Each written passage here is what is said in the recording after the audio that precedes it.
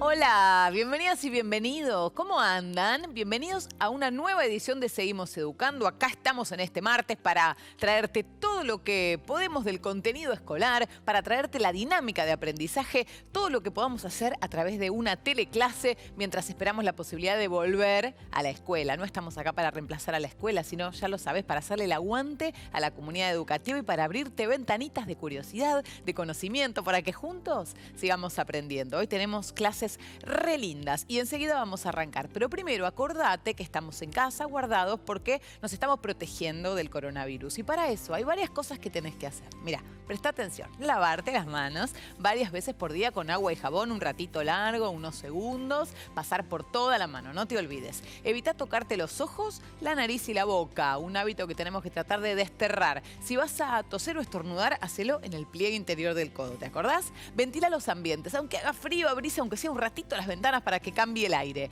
Desinfectá los objetos que usás con frecuencia, todo lo que tenés en la mano muy seguido. Vos fijate, todo el día con el control remoto, con el teléfono, con el joystick, la computadora, bueno, mantenelo desinfectado. Si tenés fiebre, tos o dificultad para respirar, acordate de llamar desde la ciudad de Buenos Aires al 107, desde el Gran Buenos Aires al 148 y a nivel nacional al 0800-222-1002. Vamos a cuidarnos entre todos y todas. ¿Cómo prevenir virus respiratorios, incluyendo el coronavirus? Lavarse las manos frecuentemente, sobre todo antes de ingerir alimentos y bebidas y luego del contacto con superficies en áreas públicas.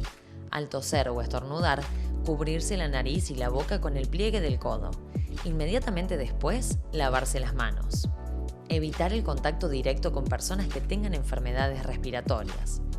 Si viajaste a países con circulación del virus y sos docente, no docente o estudiante, se recomienda aislamiento domiciliario por 14 días, aunque no tengas los síntomas. Podrás solicitar licencia extraordinaria. Seamos responsables para evitar el contagio. Para más información, comunícate con el Centro de Salud de la Universidad Nacional de Río Cuarto. Llegó el momento de empezar la clase. Atención, en un rato tenemos formación ética y ciudadana con Julieta. Y ahora arrancamos con lengua y literatura de la mano de Mica. ¿Cómo estás, Mica? Hola Ángela, ¿todo bien? ¿Todo bien? Sí. ¿Qué tema nos trajiste hoy? Bueno, hoy se viene una clase súper completa porque vamos a empezar a trabajar con las clases de palabras y en la clase de hoy vamos a trabajar con los sustantivos y con los adjetivos. Y además vamos a trabajar con los textos descriptivos para ver cómo estas palabras aparecen, ¿no?, en las construcciones. Nuestro objetivo son varios, porque es una clase bastante completita. Es reconocer las características de los sustantivos y de los adjetivos, ver cómo se relacionan estas dos clases de palabras, trabajar con los textos descriptivos y vamos a trabajar un poquito con los retratos y con los poemas breves. Así que tenemos un montón de cosas para hacer. Qué lindo, ya veo que tenés además un montón de palabras, tenés cuadros, imágenes. Bueno, ¿por dónde empezamos, Mica? Bueno, como vos dijiste acá, tengo cuadros que en realidad son retratos. ¿Sí? Tenemos acá el retrato de... ¿La conoces a ella? Sí, Frida, sí. Frida Kahlo, muy bien. Y acá tenemos un retrato de Mariquita Sánchez de Thompson. Y acá tenemos un busto de mujer de un autor, pero que este no tiene nombre. Es decir, no está pensado en una persona, sino que es una mujer sin nombre. ¿Qué hacen estos tres retratos? Nos están mostrando cómo son las personas, ¿no? Cómo son estas tres mujeres a partir del arte plástica, de los colores y de los dibujos. Eso lo hacen los artistas. Lo que vamos a ver hoy nosotras es cómo a través de la palabra también podemos escribir retratos, cómo podemos crear retratos para poder describir a cada una de estas mujeres que tenemos acá. Qué bueno, qué lindo. Sí, entonces, ¿te parece que empecemos con la actividad? Dale, tenemos una actividad, buenísimo. Tenemos una actividad, mira, acá en el pizarrón tenemos por un lado un montón de adjetivos y un montón de sustantivos. Sí. Lo que nosotras vamos a hacer es ver qué adjetivo y qué sustantivo nos pueden ayudar a describir a estos retratos que tenemos acá. Entonces, tiene que ser una descripción bastante minuciosa, nos tenemos que fijar en los detalles que aparecen para poder elegir las palabras. ¿Te parece que empecemos? Dale, empecemos. Muy bien, ¿con qué retrato vamos primero? Bueno, empecemos con esta señora tan delgadita. Perfecto. Que es como, bueno, el estilo del autor es así, ¿no? Hacer personajes estirados. Exactamente, es el estilo particular, alargados, ¿no? Como bien flacuchos, estirados, también con el cuello, mirá. Sí, es Amedeo Modigliani, Buste de Femme, busto de mujer, fecha desconocida antes de 1919. O sea, no sabemos quién es ni tampoco cuándo se hizo, pero sí, me parece que tendría que ser algún adjetivo que hable de algo largo. De algo largo. ¿Te parece si pensamos alguno con el cuello? Bueno. A ver, vamos a ver. encontremos, mira, acá encontré el sustantivo. Sustantivo cuello. Cuello. Y Bien. dijimos que era un cuello largo, ¿no? Como, Sí. Triste, frondoso, pequeño, frágil, Ta, ta, ta, ta, ausente, ta. brillante, oscuro, recogido, pequeño. mira, Largo. ahí está. Acá está. Entonces, si Lo te parece, encontramos. entonces, la primera característica que vamos a decir de este retrato es que es una mujer con el cuello largo, ¿no? Entonces, pegamos ahí abajo. Cuello Perfecto. largo. Muy bien. ¿Te parece si decimos algo de Frida? ¿Qué podemos decir? A ver. Tiene ella una característica que me sí, que parece súper importante que tiene que ver con las cejas, Sí. ¿no? Entonces podemos ver... ahí Cejas. está. Muy bien, las Y cejas. tendría que ser tupidas o... Bueno, Tupida. oscuro podría ser. Sí, me gusta, ¿no? Porque ese es su color. Entonces... Sí, no tenemos el femenino, pero... Ah, muy bien. Porque, ¿qué pasa? Acá me vino joya que dijeras esto. Porque acá vimos que concordaban, ¿no? Cuello y largo. Sí. Pero acá yo tengo cejas y tengo oscuro. Y además, cejas está en plural. Sí. Y acá oscuro está en singular. ¿Qué pasa con los sustantivos y los adjetivos? Son unas clases de palabras que cuando se unen tienen que concordar. Es decir, que tienen que tener el mismo género y el mismo número. Por eso, en realidad, en vez de decir cejas oscuro, vamos a decir cejas oscuras. Claro. ¿Sí? Es importante pensar en esta unión porque el sustantivo tiene el género, es una característica que le es propia, y el adjetivo no lo tiene. Entonces el adjetivo lo que va a hacer es, al unirse con el sustantivo, van a concordar. ¿Sí? Entonces, ¿te parece que vayamos con una de Dale, acá? con Mariquita Sánchez de Thompson. Bueno, ¿Qué podemos no sé decir? si tenemos elegante, pero... A ver. Bueno, antiguo también podría ser. Antiguo, podemos decir algo del vestido. Sí, A ver, vestido mira. antiguo podría ser. Vestido antiguo. Acá encontré. Vestido antiguo. Muy bien. Podemos ir con uno más de Frida para decir la vestimenta, ¿no? Acá dijimos el vestido antiguo. Vamos a ver qué podemos decir de la vestimenta de este cuadro. Clara podría ser. Vestimenta clara.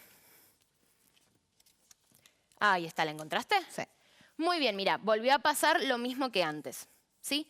Claro está en masculino, entonces lo que vamos a hacer, para la concordancia tenemos que pensar que vestimenta está en femenino, por lo tanto decimos vestimenta clara, ¿sí?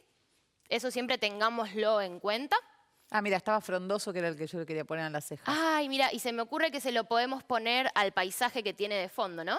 Dale. ¿Te parece? ¿Y tenés paisaje? A ver. O fondo. Ah, hay fondo, mira, ahí está. Acá vemos que sí coinciden, están concordando. Podemos decir alguno más de Mariquita Sánchez de Thompson, si te parece. ¿Qué podemos decir? ¿Qué está sentada en un sillón ahí en el árbol? Está sentada en un árbol. A ver, creo que tenemos acá, mira, el árbol. Pero viste que tiene como un Sí. apoyabrazos. Es un árbol medio raro, ¿no? Sí, Como bueno. que tiene forma de sillón. ¿Árbol? Ahí está. Por ahí quedaba un poco elegante sentarla en el árbol, como uno se sentaría en un árbol, entonces le inventaron como un... Exactamente, un bueno, árbol sillonesco. veamos que es todo un paisaje natural y ella está toda ahí sentada. Claro. Muy bien, entonces tenemos el árbol. ¿Qué podemos decir de este árbol? A ver, Triste no, oscuro no. No está triste, Grueso. ni oscuro. Podemos decir que es grueso. Grueso. Vayamos con esa, sí. Sí, porque es un árbol importante, grande. Grueso. Y mira, justo acá que lo vi, porque vi para acá, podemos decir algo de la mirada, ¿no? De este retrato que es Sí. tan particular. Es como ausente. Sí, ¿no? Porque no está. Es como no podemos decir nada. Claro, no tiene pupila ni iris. No sabemos a dónde mira y es como un gesto medio vacío. Ujú. Muy bien. Mira, me voy a centrar un poquito más en el de Frida porque aparecen acá otros elementos que son los animales Sí. que la acompañan, ¿no? Algo muy característico en las obras de esta autora mexicana. Mira cómo salen un montón de sustantivos y adjetivos para el de Frida, que es tan colorido, tan característico, ¿no? Sí. Animales. Mira, y ahí lo encontré. Salvajes. Ah. Acá vuelve a pasar lo mismo, ¿sí? Acá está en plural, por lo tanto, salvaje va a ir en plural. Salvajes, animales salvajes. Bueno, podemos ver... Bueno, el de Mariquita podemos decir algo del fondo claro, que no dijimos. Dale. A ver si hay fondo. Sí. ¿O paisaje? Ah, sí, paisaje. Ahí está. Vamos a Paisaje. decir. Claro, blanco, gris Mira, ahí está. El paisaje o gris. incluso nublado. Ah, puede ser nublado. Bueno, gris. Vamos a ponerle gris. Y acá podemos decir algo más de ella quizás respecto a su vestimenta, ¿no? El suéter que tiene. Creo oscuro. Oscuro, suéter. Sí. Muy bien. Oscuro. Ahí va, ¿no? De ella también podemos hablar, mirá qué boca chiquita, ahora que veo diminuto, podemos decir boca diminuta. Boca pequeña. ¿Hay boca o nariz? Puede ser, si no, la nariz. Boca no veo. Bueno, pero podemos decir, si te parece, de la nariz, que si bien es una nariz que es bastante larga, estirada, pero es una nariz que es pequeñita, ¿no? Sí. Entonces... Bueno, permiso, seguimos educando, vamos a tapar un poquito. Nariz. Ahí está, y acá pequeña. La encontré. Y acá vuelve a pasar lo mismo, ¿sí? Nariz está en femenino, entonces pequeño tendría que ser pequeña. Ahí está. ¿Qué te parece? ¿No? Pudimos juntar bastantes cositas, ¿no? Sí. Pudimos unir bastantes sustantivos y adjetivos que nos ayudaron a describir, pero esto que tenemos acá, ¿no? Que hicimos, ¿es un retrato o no es un retrato? ¿A vos qué te parece? No, bueno, es como que no son oraciones, son palabras sueltas. Exactamente. Lo que hicimos solamente hasta ahora, en esta primera parte de la actividad, fue unir los sustantivos y los adjetivos, pero todavía no formamos un texto descriptivo, es decir, todavía no formamos un retrato porque tenemos que dar un paso más. Sí, pero primero vamos a ver un material. Enseguida vamos a ver cómo hacemos para que estas palabras sueltas se conviertan en un retrato. Las tenemos que transformar en oraciones. Pero primero vamos a ver algo más sobre los adjetivos. ¿Qué les parece sobre estas palabras tan necesarias? A ver. Los adjetivos son palabras que se usan para agregar información a los sustantivos. Nombran cualidades, características de los objetos, los lugares, los sentimientos, las personas que nombran. Todos estos adjetivos son descriptivos. Esto quiere decir que su significado es fijo, o sea, que caracterizan al sustantivo más allá de quién emite el mensaje o del contexto en el que es utilizado. Por ejemplo, en Isla Desierta, el adjetivo desierta siempre significa lo mismo, aunque lo diga el narrador o el personaje de un cuento o aparezca escrito en una enciclopedia. Se llaman adjetivos calificativos. Dentro de los adjetivos descriptivos, además de los calificativos, se encuentran los adjetivos gentilicios. Los adjetivos gentilicios indican el lugar o el origen de los sustantivos a los que modifican. Por otro lado, se encuentran los adjetivos numerales. Y dentro de los numerales se encuentran los numerales cardinales, que indican solo números, pero ¡ojo! Son adjetivos si modifican, si se refieren, a un sustantivo. También en los numerales ubicamos a los numerales ordinales, que indican orden. Los numerales múltiplos indican la idea de multiplicación. Los numerales partitivos indican la idea de división. La clasificación de los adjetivos depende del contexto en el que se usan. Nunca hay que perder de vista a qué o a quién se están refiriendo. No es lo mismo decir llegó al cuarto piso, donde cuarto es un adjetivo numeral ordinal, que decir se comió un cuarto de helado, donde cuarto es numeral partitivo. O pasé toda la tarde ordenando mi cuarto, donde cuarto es un sustantivo. Pero ese es tema para otra infografía. Fundamentales los adjetivos para describir. Quiero seguir con la actividad, Mica. Buenísimo. Vamos a elegir uno de los 3 retratos. Sí. ¿Cuál te parece? El de Frida es el que más me gusta. Perfecto, yo también tengo acuerdo, me encanta Frida, así que vamos a convertir estas listas de sustantivos y adjetivos en un texto, en un retrato que nos ayude a describir. Dale. Entonces, si te parece, voy a empezar nuestro retrato poniendo el nombre del artista.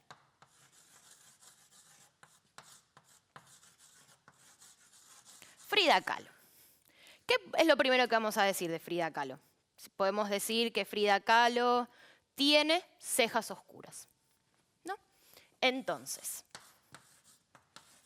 me voy a detener en esta primera oración que acabamos de crear, porque como dijimos, los sustantivos y los adjetivos para que estén en un texto y tengan sentido y puedan cumplir realmente su función de describir, le tenemos que sumar otros complementos. Sí. Lo primero que sumamos en esta oración que construimos fue el verbo. El verbo tiene, ¿sí? Le voy a poner ahí la B. ¿Por qué? Porque el verbo es una palabra súper importante al momento de construir las oraciones. En las siguientes clases vamos a seguir trabajando con esta clase de palabra, pero es súper importante pensar que el verbo, por sus características, lo que hace es nos habilita la predicación. Es decir, yo acá estoy uniendo, estoy diciendo que una persona, mi referente, Frida Kahlo, tiene cejas oscuras, es decir, ya empiezo a construir el sentido. Entonces, tenemos nuestra primera oración. Frida Kahlo tiene cejas oscuras. ¿Qué más podemos decir? ¿Con qué te parece que vayamos?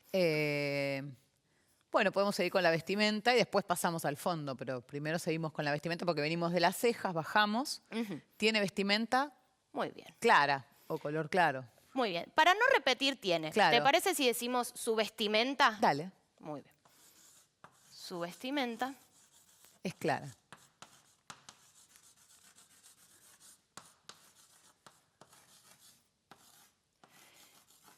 importante acá que pasó en esta oración. Volvió a aparecer otro verbo de otro tipo, no es el mismo que tiene. Sí. Y entonces ahora pareciera que en realidad se separaron el adjetivo y el sustantivo. Pero en realidad no, ¿sí? Porque seguimos teniendo el mismo referente, seguimos hablando, en este caso de vestimenta. Entonces, si bien hay un verbo, sigue habiendo una unión entre el sustantivo y el adjetivo. Por eso tienen que concordar, porque ahí teníamos vestimenta claro y acá ya pusimos en femenino. Exacto, perfecto. Por eso, súper importante tener en cuenta.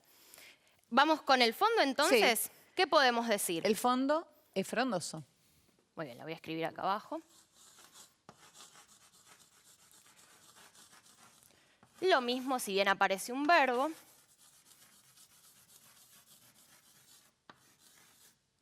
Que pareciera que lo separa, en realidad no. ¿Sí? Y vamos acá con animales salvajes. Esperá, pensémoslo. Pensémoslo, ¿qué podemos decir de los animales salvajes? Hay animales salvajes. Hay animales salvajes. Sí, hay animales salvajes.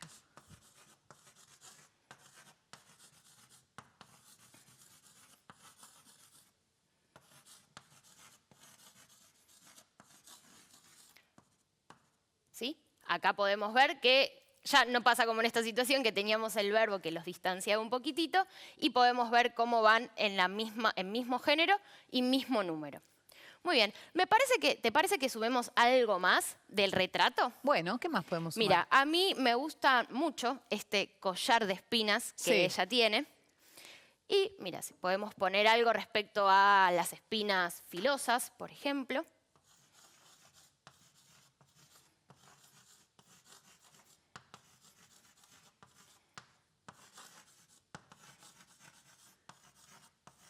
Y estas espinas filosas podemos decir que rodean su cuello. Rodean ¿no? su cuello, sí. Rodean su Porque cuello. ella sufría dolor por un accidente que había tenido y por eso en sus cuadros muchas veces está reflejado esto, su cuerpo sufriendo. Muy bien. ¿Por qué no debe ser cómodo un collar de espinas? No, no me lo quiero. Y menos con una pantera acá y con un colibrí colgando. Entonces, muy bien. Vamos a leer un poquitito lo que escribimos hasta ahora, ¿no? Sí. Entonces, vimos que apareció... Repito, vamos a leer.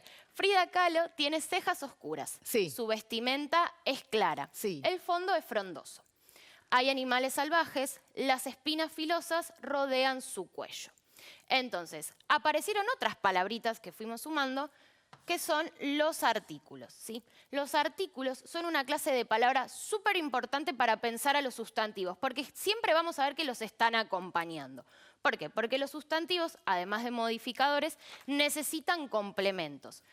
Como dijimos, el sustantivo está suelto, ¿no? Es como que el sustantivo habla de lo que está por fuera, de los referentes, de las clases. Los sustantivos comunes, porque vamos a tener dos clases de sustantivos, los comunes y los propios. Sí. Los comunes, los sustantivos comunes, al momento de estar en la oración, en el momento en que yo decido crear con los sustantivos, tengo que incorporar, en realidad no tengo que incorporar, el artículo me va a aparecer, porque el artículo lo que hace es anclarlo en la oración, anclarlo en la referencia. Por ejemplo, yo acá tengo Frida Kahlo, ¿sí? Frida Kahlo es un nombre, es un sustantivo propio. Frida Kahlo no necesita el artículo adelante, porque Frida Kahlo, el sustantivo propio, tiene una referencia directa. Hay una sola Frida Kahlo, no es una referencia ambigua. En cambio, cuando yo digo espinas, las espinas son una clase en general, yo al ponerle las, ya estoy diciendo que son esas espinas en particular. Y además le sumamos la característica de los adjetivos. ¿Sí? Entonces ya no son unas espinas cualquiera, sino que son unas espinas en particular.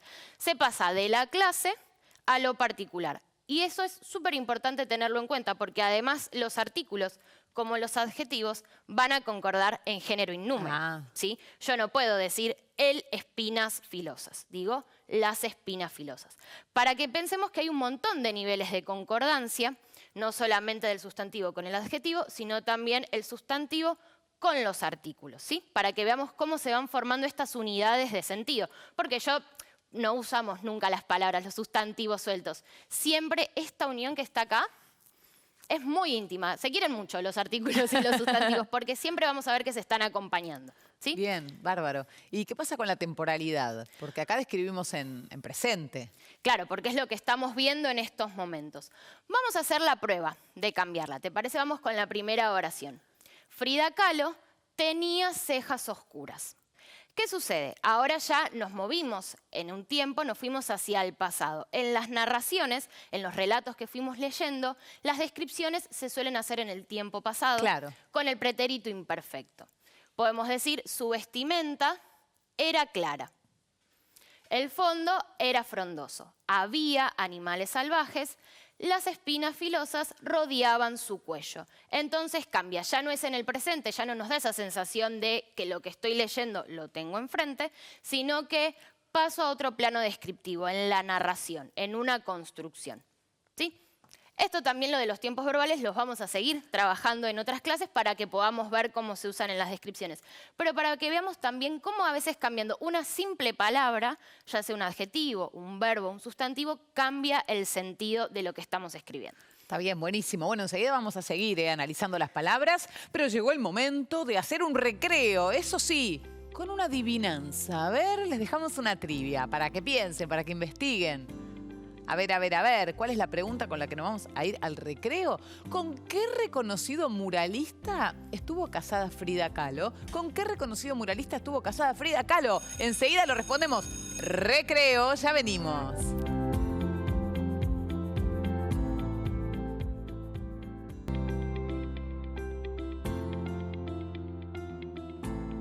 Seguimos educando, estamos en clase de lengua y literatura, estamos viendo sustantivos y adjetivos con la profe Mica, pero te dejamos una adivinanza.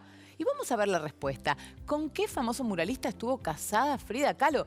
Con Diego Rivera, destacado muralista mexicano de ideología comunista, famoso por plasmar obras de alto contenido político y social en edificios públicos.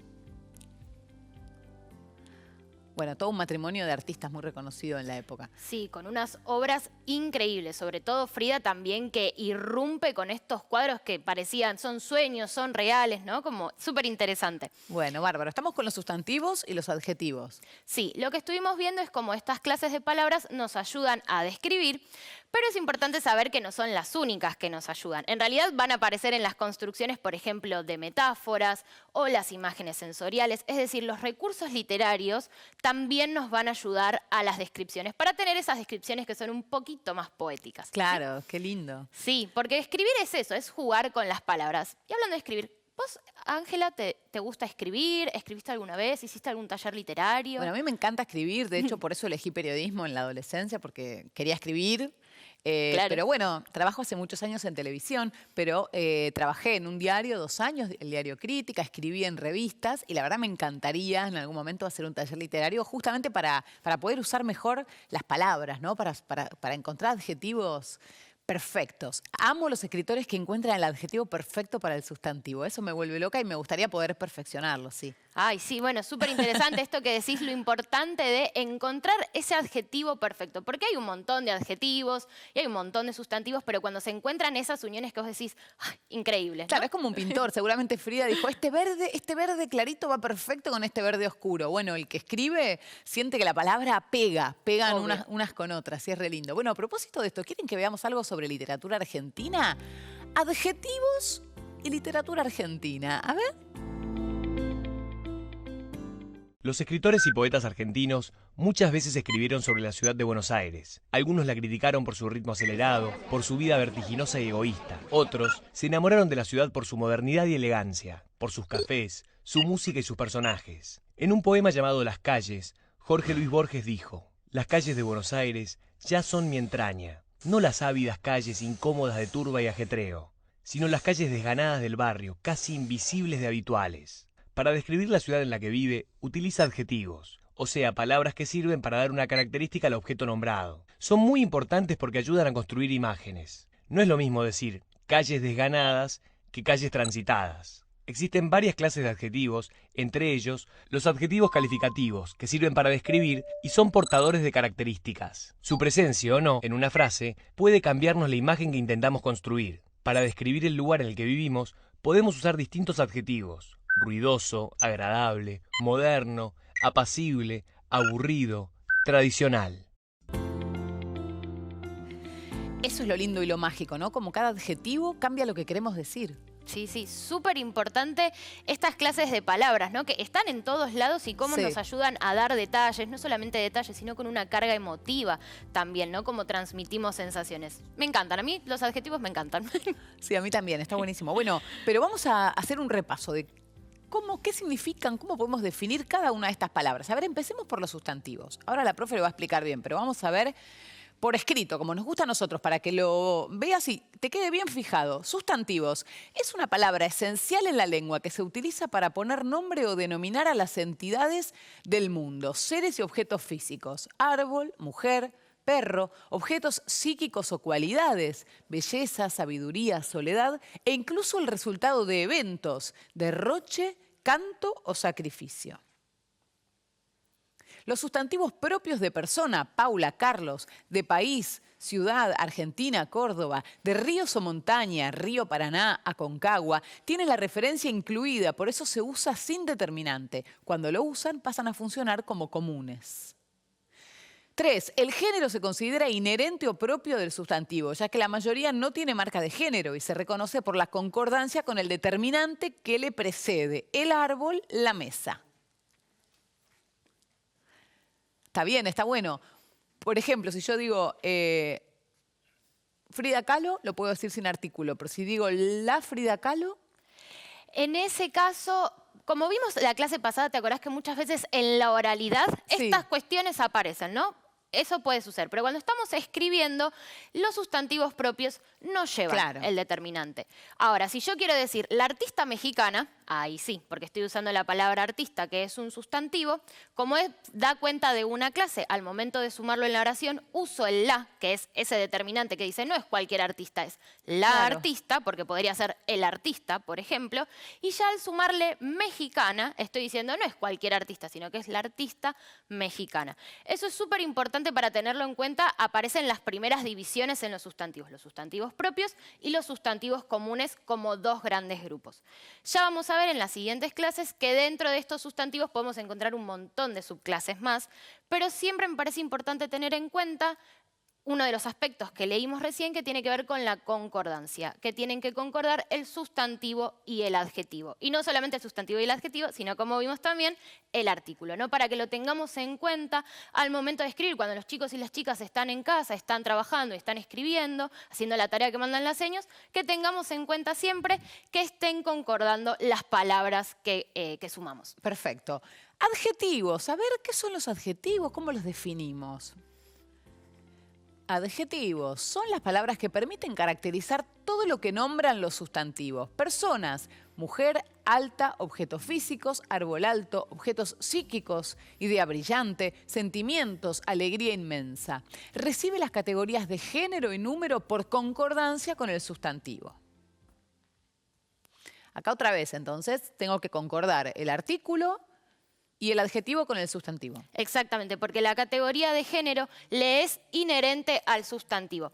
No hay que confundir, ojo, con el género biológico, ¿sí? Nosotros tenemos los géneros, cuando lo pensamos en la lengua, el masculino y el femenino, ¿sí? Pero son los géneros gramaticales, nos ayudan a pensar las oraciones. Espinas, por ejemplo, es femenino, no tiene nada que ver con la biología de una mujer, digamos. Es simplemente el género de la palabra, claro. Exactamente, y como vemos, en realidad espinas, si la busco en el diccionario me va a aparecer en singular, no sin la S, no tiene una marca. En realidad, esa marca de género y de número también se la vienen a dar el adjetivo y el artículo. Bien, ¿sí? Perfecto. Trajiste más ejercicios, ¿no? Para jugar con palabras. Sí, porque como te dije, sí, es que es súper interesante también para pensar la lengua de otra manera, ¿no? Como una manera más dinámica. Sí. Vamos a trabajar con un poema que se llama A una nariz, de Francisco de Quevedo, uno de los escritores más importantes españoles del siglo de oro español. ¿Lo querés leer? Dale, el poema? lo hemos leído un día en Leer por Leer, en el final del programa. Lo vamos a leer. Dale. A una nariz. Érase un hombre a una nariz pegado.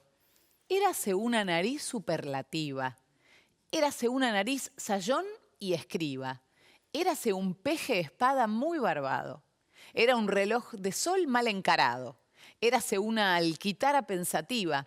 Érase un elefante boca arriba. Era Ovidio Nazón más narizado.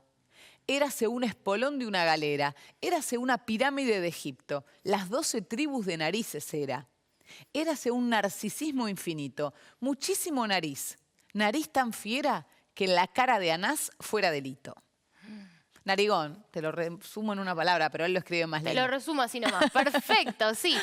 Y qué loco, ¿no? Porque esto es un poema, pero a su vez está cumpliendo una función descriptiva. Entonces, hace un ratito habíamos trabajado con los retratos como tipo de texto y ahora nos aparece un poema que más allá de su función poética nos está ayudando a describir con un tono de humor también, ¿no? Porque está jugando mucho con las palabras.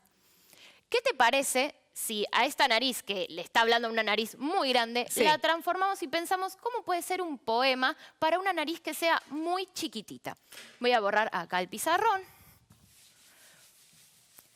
Vamos a ver de convertir las dos primeras estrofas de este poema para que hablen, para que describan a una nariz muy chiquitita. Vamos a ver si es posible, cuáles son los mecanismos que tenemos que hacer con las palabras y los sustantivos y las oraciones para poder escribir este nuevo poema. Eso, ¿cómo hago para transformar un poema de un narigón en un poema de una persona con nariz chiquitita? Primero, mucha paciencia, porque vamos a ir de a poquito con cada una de las palabras. Dale. Entonces, en la primera oración, en el primer verso, Sí. érase un hombre a una nariz pegado. Eso yo me imagino como una nariz gigante y un hombrecito ahí pegado, ¿no? Claro. Está bien. Entonces, ¿cómo podemos decir, en vez de algo tan grande, como algo más chiquitito? ¿Qué podemos decir? ¿Que érase un hombre casi sin nariz, por ejemplo? ¿Sí? Lo voy a ir escribiendo acá. Érase un hombre casi sin nariz.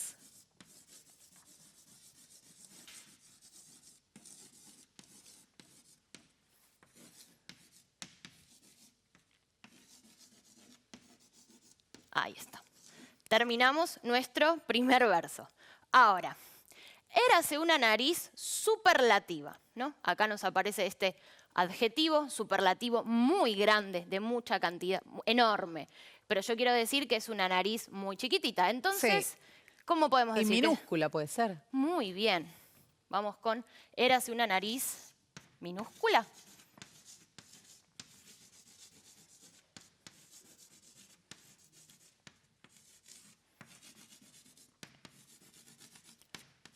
Minúscula. Muy bien. Vamos con el próximo verso. Érase una nariz, sayón y escriba. ¿Qué quieren decir estas palabras, profe? Muy bien. Escriba es un funcionario que trabaja, es una profesión, ¿sí? Que tiene que ver con las leyes. Y sayón se está refiriendo, pensemos que este texto fue escrito en el siglo de oro español, 1600, hace mucho tiempo. Sayón quiere decir un hombre feroz. Un hombre grande, ¿no? Como un guerrero, esa característica tiene. Sí. Entonces, estamos diciendo que es una nariz muy grande, como robusta, muy salvaje, feroz, y a su vez escriba, ¿no? Medio raro, pero bueno, la vamos No, a... está bien, es tan grande que puede dar batallas y también sentarse a escribir leyes. Ah, me encanta. Bueno, me gusta mucho esa lectura que Es como hiciste. una contradicción, o sea, son dos cosas casi opuestas y la nariz las hace las dos. Perfecto, entonces, ¿cómo hacemos para cambiar esto que tiene acá? Bueno, ¿No? podemos pensar que si es grande le gusta pelear, si es chiquitita va a tratar de Como pelearse una lo menos posible. nariz tímida, ¿no? Como... Claro. Entonces, ¿te parece si decimos, érase una nariz que no buscaba disputas, conflictos? ¿Te Dale. parece?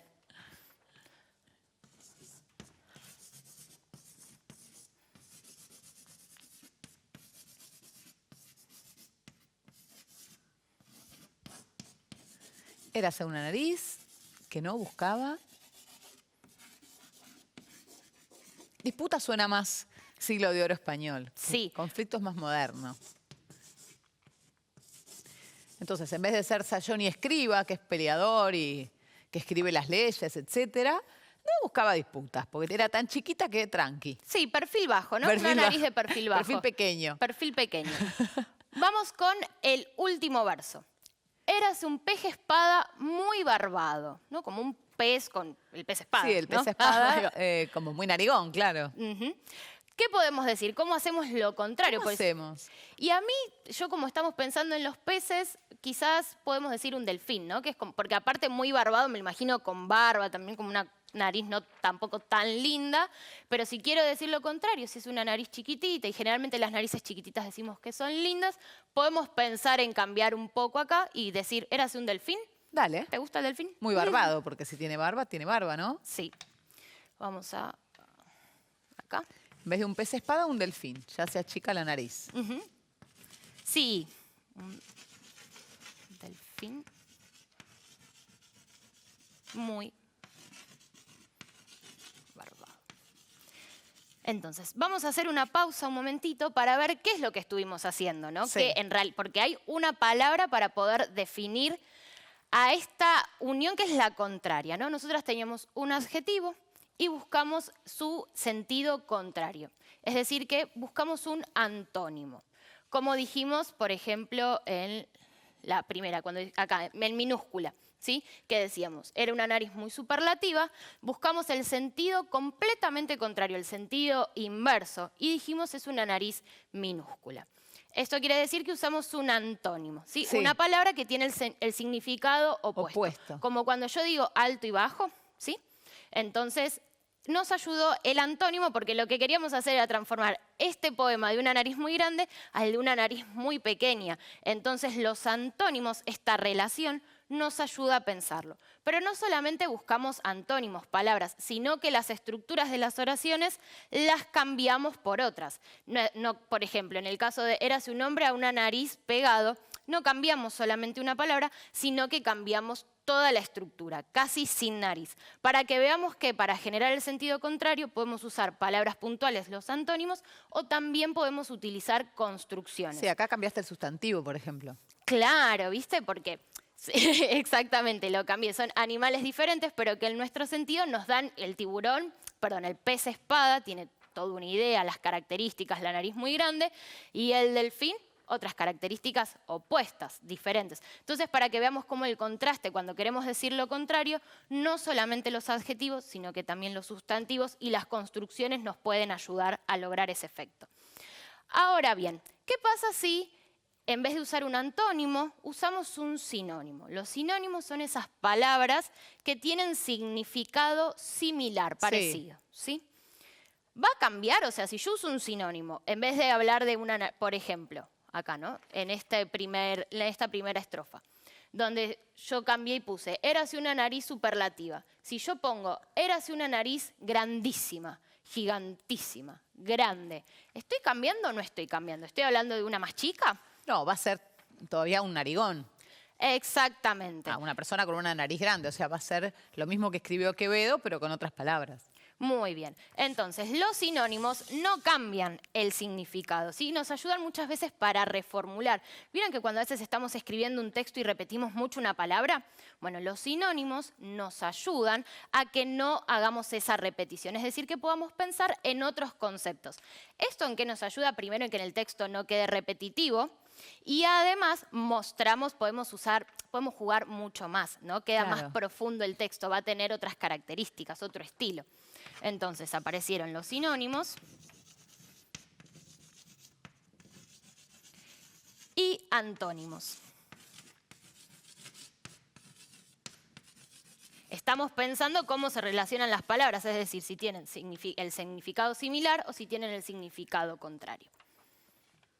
¿Qué te pareció? ¿Te gusta? ¿Cómo quedó? Sí, me quedé pensando en los sinónimos. Yo siempre doy muchos ejemplos de fútbol, pero bueno, creo que a veces sirven. En el periodismo deportivo necesitas mucho los sinónimos porque vos, por ejemplo, querés hablar de un jugador y podés decir el nombre del jugador, después decís el jugador, después decís el futbolista, y después tenés que empezar el mediocampista, el zurdo, el cordobés, ¿no? Es como que a veces tenés que decir tantas veces lo mismo o querés hablar de un gol y no podés decir y después otro gol, y después otro gol, y después otro gol. Tenés que buscar un festejo, besó la red, todas esas cosas que decimos los periodistas deportivos, que por eso está bueno seguir buscando adjetivos y sustantivos para no decir siempre lo mismo, pero usamos mucho los sinónimos. Está buenísimo en la línea de no repetir. Me quedé pensando eso, está bueno. Me encanta tu aporte desde el periodismo deportivo para que veamos que no solamente es en la literatura, sino que también es en otros tipos de textos. Claro. Bueno, y hablando de otros tipos de textos, seguimos con la poesía y vamos a ver un material sobre pensamiento poético. ¿Qué te parece? A ver.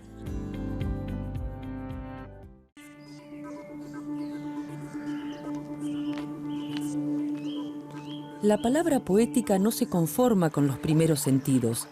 Dice más, derriba muros y así engrosa el lenguaje y renueva la realidad.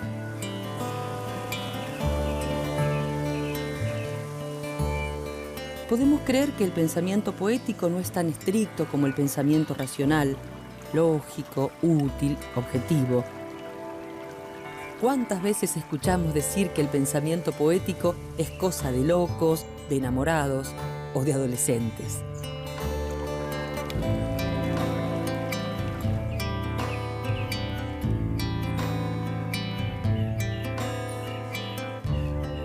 Por ejemplo, esta cebolla. Solamente un poeta puede hacer de esta sencilla y cotidiana criatura una maravilla. Me acuerdo de Pablo Neruda, que dijo: estrella de los pobres, hada madrina envuelta en delicado papel, al cortarte el cuchillo en la cocina, sube la única lágrima sin pena.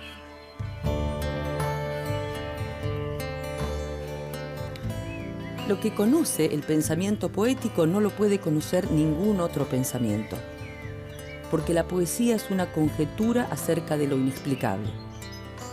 Un modo, quizá el único, de acercarse a las quimeras. ¿Qué es entonces la palabra poética? ¿Y para qué sirve el pensamiento poético? Qué lindo como la poesía te explica la realidad de otra manera, de otro modo, ¿no? Está buena. Sí, súper interesante. Y volviendo un poco a esto, ¿no? Cómo las palabras, en ese sentido, no tienen un género literario. La podemos usar en la poesía, la podemos usar en los cuentos, en las novelas, en terror, en el periodismo, ¿no? Hoy lo que hicimos fue ver las primeras características, ¿no? Presentamos a los sustantivos y a los adjetivos como clases de palabras, pero es importante saber que hay mucho más para decir. Tenemos subclases, vamos a ver que pueden cumplir otras funciones en las oraciones. Es decir, súper complejo estas clases de palabras. Hoy nos acercamos un poquitito. Quiero sumar otra cosa, en realidad no es otra cosa, es todo un poquito más de lo mismo, que tiene que ver con esta unión que yo dije que se formaba entre los sustantivos, los adjetivos y los artículos. Porque si bien acá cuando empezamos con nuestra actividad estaban las palabras sueltas, ya vimos que dentro de los discursos, dentro de los enunciados, no aparecen así sueltas. Claro. ¿Sí? Voy a tomar acá, la mirada ausente. Voy a tomar este adjetivo y este sustantivo y voy a decir, la mujer tiene la mirada ausente. Me vengo para acá abajo. Entonces, ¿qué es lo que vamos a ver? Primero que tengo acá, lo voy a marcar con otro color, tengo el verbo, ¿no? Que dijimos la palabra súper importante en la oración, pero además nos aparecen otras construcciones. Yo tengo acá la mirada ausente y la mujer. que como dijimos en un principio, los sustantivos no aparecen solos cuando están en la oración, sino que aparece el artículo, los determinantes, vamos a ver que pueden ser otros los determinantes. Hoy conocimos los artículos y los adjetivos. Es decir, que se crea una construcción en la que el sustantivo es el núcleo, es la palabra más importante. Este tipo de construcción se llama la construcción sustantiva o también sintagma nominal, que tiene que ver con el sintagma nominal, es el nombre, no es el sintagma que nombra. Entonces, acá en la mujer vamos a tener que es el núcleo, es la palabra central y como el determinante, que es el artículo, aparece. Y en esta construcción que tengo, la mirada ausente, sucede lo mismo. La mirada es el núcleo, la es el artículo, ese es el determinante que la acompaña y me va a aparecer el adjetivo que yo tengo acá, ¿no? Este es el adjetivo que lo está modificando al sustantivo, le está dando una característica, un atributo. A este sustantivo. A ese sustantivo. Veamos cómo el sintagma muestra lo que decíamos en un principio, la concordancia siempre entre género y número. Súper importante. La construcción sustantiva es esta unión entre sustantivos y los complementos que pueden estar los artículos o adjetivos. Vamos a ver después que hay otros sintagmas donde el adjetivo es el núcleo, pero hoy nos vamos a quedar acá. Los sintagmas nominales, las construcciones sustantivas, no aparecen solamente en los textos o en las oraciones, en las que pueden cumplir muchas funciones, ¿sí? Pueden ser el sujeto, el objeto directo. Pero además de estar en los textos, los sintagmas, las construcciones sustantivas, aparecen en la vida cotidiana. Mira, vamos a acercarnos un poquito acá para que veamos en estas tapas de libros cómo aparecen los sintagmas, ¿sí? Estas construcciones sustantivas. Libro de Manuel, de Cortázar, Los 7 locos, de Roberto Arlt, y acá está este que ya nos trajiste de Elena Poniatowska, La noche de Tlatelolco. La noche de Tlatelolco, que es de México, ¿no? De una masacre en México. Sí. Ya nos hablaste de este libro. Bueno, ahora dice el libro de Manuel, no dice el libro de Manuel. Bueno, es como ahí, un juego de palabras. Exactamente. La marca del autor. Ahí tendríamos que tomarnos un café con Cortázar y preguntarle por qué no usó el artículo, ¿sí? Pero para que veamos entonces que los sintagmas fuera de las oraciones, fuera de los textos, también cumplen su función. No solamente en los títulos de libros, muchas veces en los títulos de las películas también los podemos encontrar, o en carteles. Es decir, que son construcciones que más allá de la oración, en la vida cotidiana yo las puedo ver. Pero en la oración van a cumplir funciones particulares. Pueden ser el sujeto de la oración, pueden ser el objeto directo, o también pueden ser el complemento de la preposición, ¿sí? Para que tengamos en cuenta cómo algo que es tan simple, la unión entre un adjetivo y un sustantivo, en la lengua, en el lenguaje, cumple un montón de funciones. Está bien, buenísimo. Y tenés una actividad, ¿no?, para dejarle a los chicos y chicas. Tengo un desafío. Un desafío. Un desafío. Porque como vimos, es difícil encontrar esos adjetivos y esos sustantivos que vayan bien. Si se animan, tienen que escribir un poema breve descriptivo o un retrato descriptivo de un elemento, un objeto cotidiano. Puede ser también de algún familiar, de alguna amiga. Pero este retrato, este texto descriptivo tiene que tener mínimo 10 adjetivos y su título tiene que ser una construcción sustantiva. Es complejo, es un desafío complejo, pero yo sé que lo van a poder hacer, ¿no? Bien, sí, seguramente sí. Bueno, entonces, pasamos en limpio. Tienen que hacer una construcción, una descripción ahí. Actividad. Escribir un retrato o un poema breve descriptivo. Puede ser sobre un objeto de la vida doméstica, la taza, el desayuno, un familiar, una mascota. ¡Qué lindo! Tiene que tener al menos 10 adjetivos. Y su título tiene que ser una construcción sustantiva. Estas que nos explicó hoy Mica. Bueno, ¿te acordás las redes sociales para mandarlo? Lo queremos leer, ¿eh? Obvio, en Instagram, @seguimoseducando, en Twitter, @seguimoseduc. Esperamos que nos envíes entonces tu texto. Gracias, Mica, por esta clase, re linda. Gracias a vos, Ángela. Bueno, hasta la próxima. Hasta la próxima. Y nos vamos a ir a hacer un recreo, pero nos vamos con un material que te puede servir, ¿eh? ¿Sabes usar el home banking? ¿Sabes lo que es? Mira, home es casa, banking es banco, es el banco desde casa. Hay un montón de cosas que se pueden hacer sin ir al banco, sin tener que salir y exponerse con esta situación en la que estamos, que lo puedes hacer desde casa con la computadora. Y si hay algún adulto cerca tuyo que no lo sepa hacer, lo puedes ayudar. Por eso te lo queremos enseñar. Cómo usar el home banking. Recreo y después nos vemos. Estamos Estamos atravesando una etapa en la que debemos salir de casa lo menos posible, para cuidarnos a nosotros y a los demás. Por eso, es bueno hacer las operaciones de la vida cotidiana de la forma más fácil, rápida y segura posible. ¿Cómo pagar servicios por Home Banking? Podés pagar las facturas de tus servicios a través de Internet, sin salir de tu casa, haciendo tus pagos más rápidos y seguros, en forma gratuita y en cualquier momento del día. ¿Cómo lo hago? Para acceder al Home Banking por primera vez, debemos gestionar una clave de acceso en el cajero, es decir, una contraseña. Hay bancos que permiten hacerlo a través de una aplicación en el celular o llamando telefónicamente.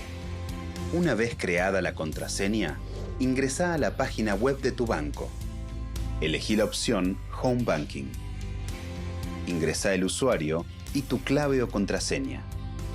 Selecciona la opción Pagos del menú principal y luego la función Pagar. Selecciona el rubro, por ejemplo, luz, agua y gas, y el ente o empresa. Ingresá el código de pago electrónico que figura en tu factura. Ingresá el importe de la factura que querés pagar. Figura como total en la factura. Selecciona la cuenta bancaria de donde se descontará el pago que estás realizando. Para finalizar, selecciona Confirmar y realizar el pago. Aparecerá el comprobante. Lo podés descargar o imprimir. La próxima vez que decidas pagar este mismo servicio por Home Banking, ya estará en la agenda de pagos. Los servicios también se pueden pagar sin salir de casa a través de billeteras virtuales para el celular. Paga por Home Banking. Es una opción gratuita, segura y cómoda. Cuidémonos entre todos y todas.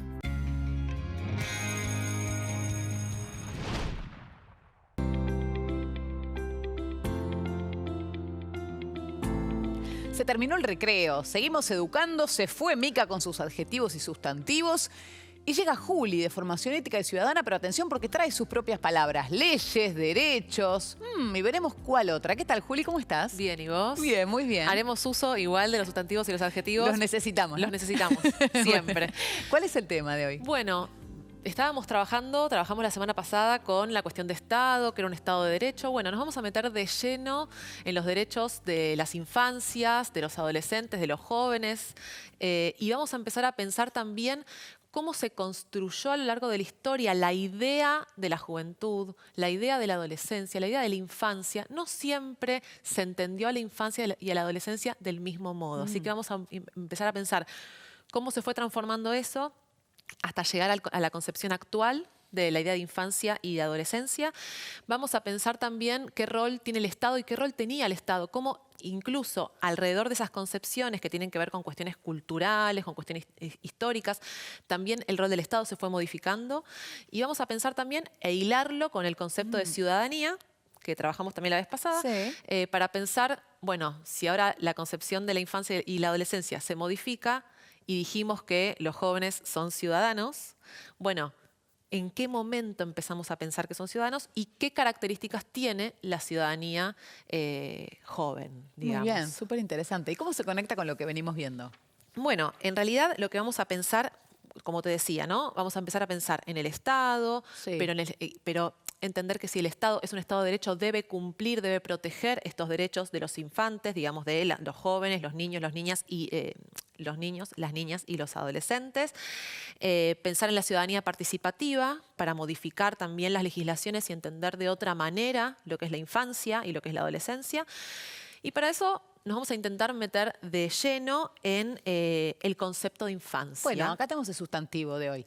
Infancia. La infancia. ¿De qué se trata? ¿Qué es? Bueno, en general, en la escuela y a lo largo de la vida nos han enseñado que la infancia tiene que ver con un factor biológico, que está asociada a la edad de una persona, ¿no? Uno es infante, uno es joven, entre los 3 y los 18.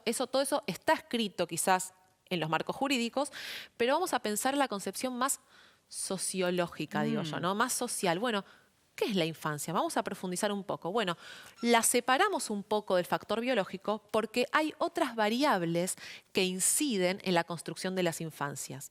No es lo mismo, por ejemplo, un joven que desde los 13 años tiene que cuidar a sus hermanos menores que un joven que a los 13 años no tiene hermanos o no tiene que ejercer ese cuidado y, por ejemplo, se dedica a jugar, ¿no? Todo eso va influyendo. Entonces, ¿qué cosas influyen? ¿Qué variables influyen? La cultura, el origen, en qué país y la cultura asociada a ese país o a ese territorio. Influye también el contexto sociohistórico, ¿no? Influyen las condiciones, como dije antes, socioeconómicas que permiten un desarrollo de la infancia o de la juventud distinto. Influyen las producciones simbólicas, esto es fundamental para una comunicadora, que se ven las publicidades, ¿no? ¿De qué manera se interpela a la juventud? Acá hay todo un trabajo que si se ponen a googlear distintas publicidades de épocas, se ve qué rol le dan a los jóvenes las publicidades. Y va cambiando absolutamente. Si lo van haciendo en relación a lo que vamos a ver hoy, es súper interesante. Qué bueno. Y por último, también la percepción o lo que cada sujeto vive, ¿no? Digo, cada niño, cada niña, cada joven viene con algo propio en relación a todo ese contexto social, político, económico, cultural que se trae, ¿no? Que aparece de afuera, digamos. En esa conjunción es que se arman las distintas infancias o adolescencias. Me gusta pensarlo, y lo voy a anotar, en plural, ¿no? Las infancias. ¿Por qué lo pienso en plural? Porque no hay una sola. Porque si no, lo que hacemos es homologar a todos los jóvenes como si todos tuviesen la misma realidad. Claro. Ahora, ojo que en el marco jurídico sí, todos los niños, niñas y adolescentes tienen que tener garantizados los mismos derechos. Estamos hablando de una concepción social, ¿no? En el marco jurídico, como dijimos antes, la vez pasada en realidad, todos somos iguales ante la ley. Claro, las leyes son las mismas para todos los niños y adolescentes, pero las experiencias personales son únicas. Exactamente, y el modo en que se pueden ejercer esos derechos son distintos. Por eso el Estado tiene un rol fundamental para lograr que todos esos jóvenes que tienen realidades distintas, por ejemplo, en un mismo contexto, puedan ejercer sus derechos de la misma manera. Bien. ¿No? Ahora lo vamos a ver, ahora vamos a ahondar en ese tema. Pero primero, ¿qué les parece si vemos un material sobre esta idea tan interesante de que vos que sos niño o adolescente, no se pensó siempre de la misma forma la infancia, la adolescencia? ¿Querés ver los cambios? Mirá. Siglo IV a.C. El niño es considerado como una propiedad más del padre y éste puede maltratar, abandonar o eliminar a sus hijos sin que las leyes lo condenen. Durante el esplendor de las civilizaciones griega y romana, empiezan, sin embargo, a desarrollarse las primeras concepciones sobre la infancia. Siglo XVIII. Francia. Jean-Jacques Rousseau, en su obra Emilio, reclama la atención solícita de los padres al menor, el fomento de los vínculos amorosos y la atención a la propia naturaleza infantil. La Ilustración y la Revolución Francesa favorecen a que el Estado mantenga un interés cada vez mayor por la situación de los niños y aunque no se fomenta una relación afectiva, sí empieza a considerarse la protección de la infancia como una responsabilidad y una obligación. Siglo XIX, 1889, Inglaterra. La Cámara de los Lores inicia acciones para proteger a los niños de los tratos crueles. Recién en este siglo, los poderes públicos comienzan a pensar en ellos como personas con necesidades especiales. La sociedad manifiesta el deseo de atender la infancia de manera integral, entendiendo que también las niñas, y no únicamente los niños, debían recibir una mayor y mejor atención. Sin embargo, aún muchos chicos son obligados a trabajar en tareas no apropiadas para su edad. Siglo XX. Europa. Tras los graves efectos que dejó sobre la infancia la Primera Guerra Mundial, se crea la Unión Internacional de Socorro de los Niños y en 1924 se redacta la primera Declaración de los Derechos del Niño. A esta carta le siguieron la Declaración Universal de los Derechos del Niño en 1959 y sobre todo la Convención sobre los Derechos del Niño en 1989. Todas estas han sido herramientas fundamentales para definir la aspiración a un mundo distinto. Entonces, Juli, de la mano de las distintas concepciones sobre la infancia viene un distinto marco normativo también, ¿no? Exactamente, que se va gestando alrededor de la concepción de la infancia que se tiene en cada momento histórico. Por eso de fondo tenemos una línea del tiempo. Una línea de tiempo. Parece que estamos en la clase de historia, Sí. pero no, estamos en la clase de formación ética y ciudadana. Tenemos el eje horizontal de matemática y tenemos la línea de tiempo de historia, porque todo tiene que ver con todo, pero lo vamos a encarar desde el punto de vista de las leyes que protegen la infancia. En realidad de las leyes y de las concepciones de infancia. Perfecto.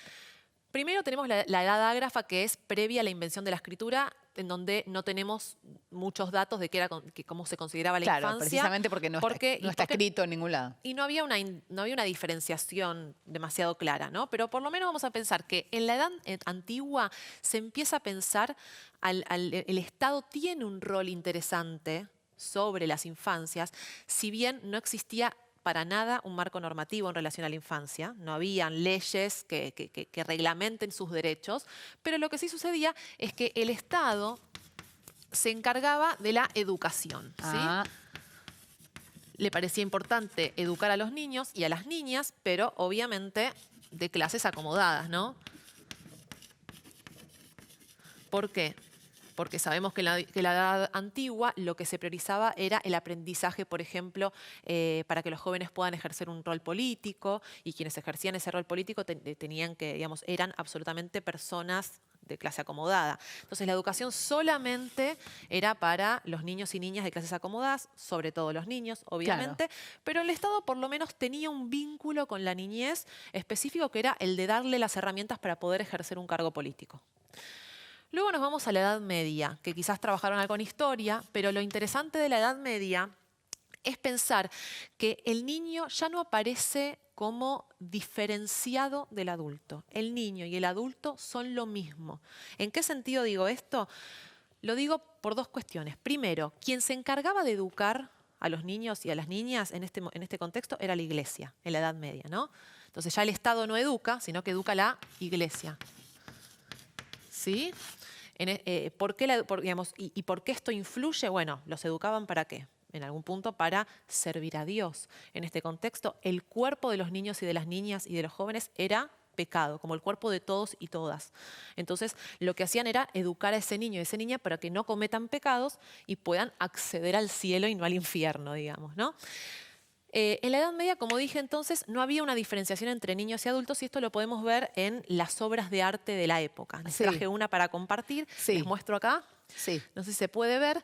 Si enfocamos la cara del niño, vemos que tiene cara, su rostro, es muy similar a la de la mujer que está al lado, que es una adulta. Es la Virgen María y Jesús, seguramente. Exactamente, seguramente.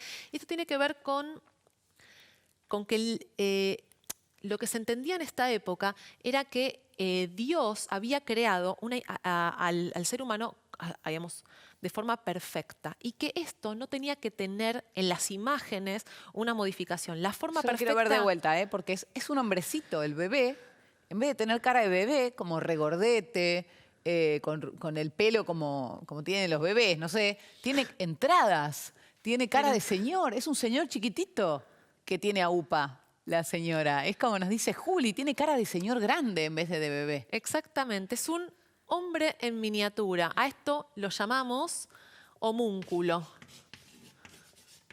Nunca me he dado cuenta. Homúnculo, ahí va. ¿Sí? Cuando hablamos de los niños, los hombres en miniatura. Es tremendo. En este sentido, obviamente, los niños compartían todas las tareas con los adultos. Jugaban a lo mismo, trabajaban de lo mismo y hacían lo mismo. No había una diferenciación, ¿sí? Voy a leer una frase de un historiador francés que para mí es interesante para pensar en esto. Los niños no eran ni queridos ni odiados en términos en los que estos sentimientos se expresan en el presente. Compartían con los adultos las actividades lúdicas, educacionales y productivas, y no se diferenciaban mayormente de los adultos ni por la ropa que portaban, ni por los trabajos que efectuaban, ni por las cosas que normalmente decían o callaban. No, era absolutamente indiferencia. Podían decir malas palabras.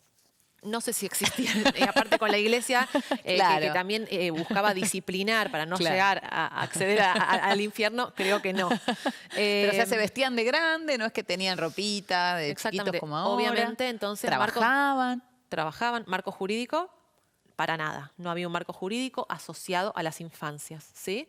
Y tampoco a las juventudes. ¿Sí? Bueno, nos pasamos entonces, nos trasladamos a la Edad Moderna, ¿sí? Vamos a ir viendo más o menos las fechas, ¿no? La Edad Antigua es desde la invención de la escritura hasta el año 476, cuando cae el Imperio Romano de Occidente. La Edad Media, que ya la trabajamos, es desde la caída del Imperio Romano de Occidente hasta la caída del Imperio Romano de Oriente en 1453. Hay algunos historiadores que lo fechan en 1492 con la llegada de Colón a América.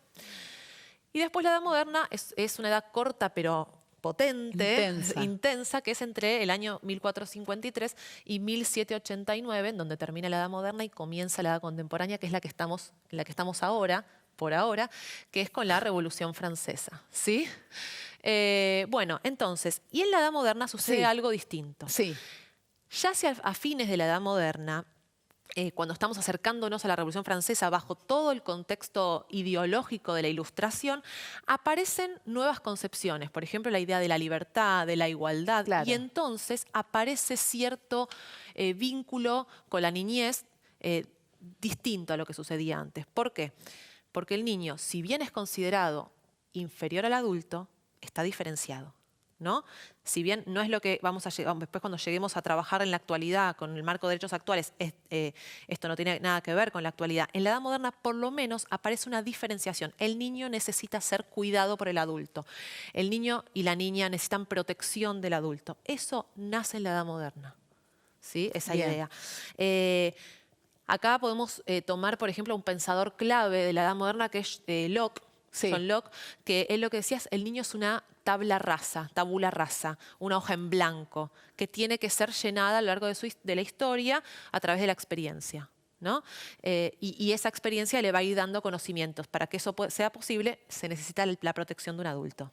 Bien. ¿No? Eso sucede particularmente en la Edad Moderna. Hasta que después llegamos a la Edad Contemporánea, producto de la Revolución Francesa, aparecen también todo un marco teórico distinto y legislaciones distintas, y aparecen toda una serie de legislaciones también en el siglo XX que vamos a ver después. Bien. Así que bueno, hasta acá estamos. Lo que podemos hacer ahora es ver, si te parece, un material sobre los derechos humanos. Perfecto, material sobre los derechos humanos y después nos vamos a meter específicamente en los derechos de la niñez y la adolescencia. A ver. Fragmento del ensayo La historia de los derechos humanos en América Latina, de Eugenio Raúl Zaffaroni. Son al menos 5 siglos de tragedia, más aún, como luego veremos, es cuestión de milenios y de una historia casi planetaria. Toda la historia de Latinoamérica, al menos desde que el europeo llegó a ella, es historia de derechos humanos.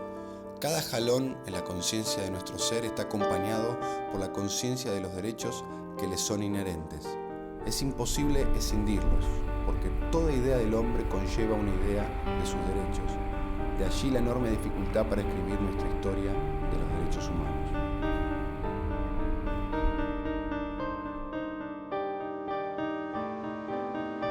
¿Cuál es el lugar de la Argentina en cuanto a los derechos humanos? En Argentina tiene un papel de excelencia en cuanto a la normativa de derechos humanos. Y esto ha dado una presencia de Argentina en el mundo muy importante. Desgraciadamente hay un divorcio entre la normativa, el complejo normativo de tratados a los que ha suscrito la Argentina, con la realidad. Y allí está el drama actual respecto a las violaciones de derechos humanos de la actualidad. ¿De qué hablamos cuando hablamos de derechos humanos? Después de semejante situación internacional vivido con el genocidio cometido por Hitler en Alemania y después de la Segunda Guerra Mundial, se generó este espacio de Naciones Unidas en la cual los países resignaron parte de su soberanía para poder generar una estructura supranacional que permita controlar los desbordes del Estado. Bueno, Juli, hechos lamentables como los genocidios del siglo XX terminan derivando en nuevos derechos. ¿Y cuándo se empieza a pensar en los derechos del niño específicamente? Bien, entonces dijimos que durante toda la historia no existía un marco jurídico específico, ¿no? Llegamos a la Edad Moderna y empieza a gestarse la cuestión más bien ideológica para pensar a los derechos de los seres humanos, todavía no la particularidad de los niños. Claro. Por ejemplo, en 1789 tenemos una de las declaraciones más importantes de los derechos del hombre y el ciudadano, ¿no?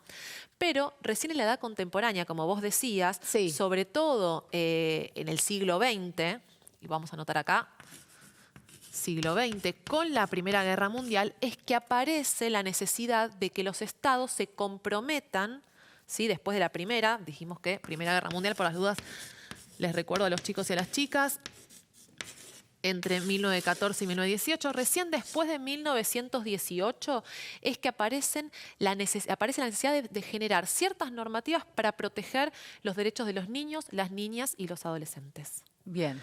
¿Como por ejemplo? Por ejemplo, la Convención Internacional de la que trabajamos recién, de 1989, y algunas cuestiones vinculadas a los derechos, pero antes vamos a ver qué fue la Convención sobre los Derechos del Niño de 1989 y después nos metemos, si te parece de lleno, en todas las legislaciones internacionales que aparecieron en la edad contemporánea asociadas a los niños, a las niñas y a los adolescentes. Perfecto. Entonces nos vamos a 1989, a esta importante convención sobre los derechos del niño. Vamos a ver de qué se trata.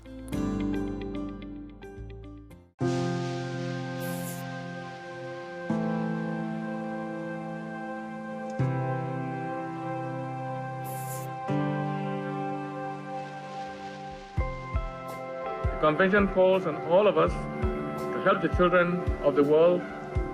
We all have to turn the promises of the convention into a reality on every part of the globe.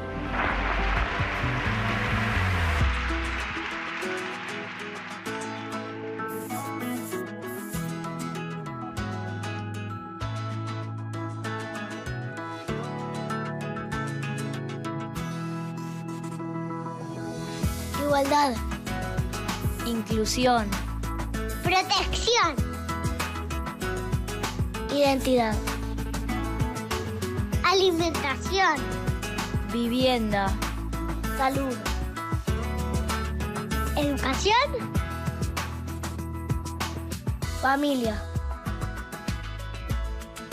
Divertirse y jugar, eso me encanta esa palabra. Educación sexual integral. De ser escuchado.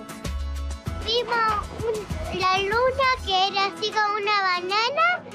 A mí me gusta leer porque me hace pensar más en la imaginación. Lo que me hizo esta escuela fue abrirle la mente, dejar de juzgar a la gente. Si nosotros no lo cuidamos del medio ambiente, no todos vamos a tener ese privilegio de ver los animales, los mares, las lagunas. Ahí empecé a tomar conciencia.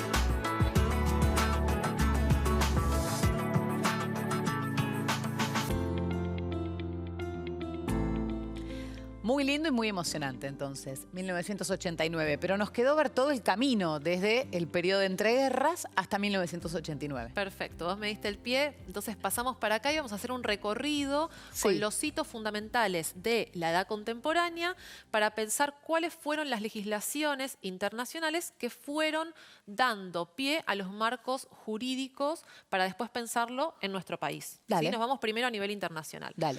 En 1924... la Declaración de Ginebra sobre los Derechos del Niño. Esta tiene que ver, obviamente, con la posguerra, como vos decías, que lo que plantea es que todas las personas deben reconocer a los niños, otorgarles los medios necesarios para que puedan desarrollarse, educarlos para el sentido del deber, ¿no? Y la conciencia social, darles socorro en épocas de guerra o en épocas de mucha inestabilidad. Es, digamos, la primera declaración que viene a proteger específicamente a los niños. Ahora nos parece una obviedad todo lo que dice. Exactamente. Pero la verdad es que fuerte. Quiere decir que hasta ese momento no se consideraba que tenían derecho los niños a que los cuidaran, a que los educaran. Exactamente. No se diferenciaban los derechos de los derechos del hombre. Claro. ¿Sí? Después, en 1946, ya nos trasladamos al final de la Segunda Guerra Mundial, tras los genocidios, sobre todo el genocidio contra los judíos, el holocausto judío, después de estos crímenes masivos terribles. Sí, el genocidio armenio también. Exactamente, el genocidio armenio es de la Primera Guerra. El Fondo de Emergencia para la Infancia aparece como un fondo para socorrer a estos niños que se habían quedado sin familias muchas veces. Tiene que ver también con cuidarlos y darles también un apoyo económico, ¿sí?, a las familias que quedaron devastadas, sin hogar, sin vivienda, sin ningún tipo de protección. Y agrega una cosa fundamental, que es que este fondo de emergencia para la infancia puede ser ejercido o lo pueden utilizar todos los niños, todas las niñas, sin distinciones de raza, de credo, de etnia. Digo, esto es algo bastante nuevo, ¿sí?, porque antes no había que hacer esa diferenciación. Bueno, 1948, 2 años después, Declaración Universal de los Derechos Humanos, que si bien habla de los derechos humanos en general, es interesante porque agrega un artículo que habla específicamente sobre los niños. A ver, lo vamos a ver. El artículo de la Declaración Universal de los Derechos Humanos que habla específicamente de los niños. A verlo. Es el artículo 25, inciso 2. La maternidad y la infancia tienen derecho a cuidado y asistencia especiales. Todos los niños nacidos en matrimonio o fuera de matrimonio tienen derecho a igual protección social. Perfecto.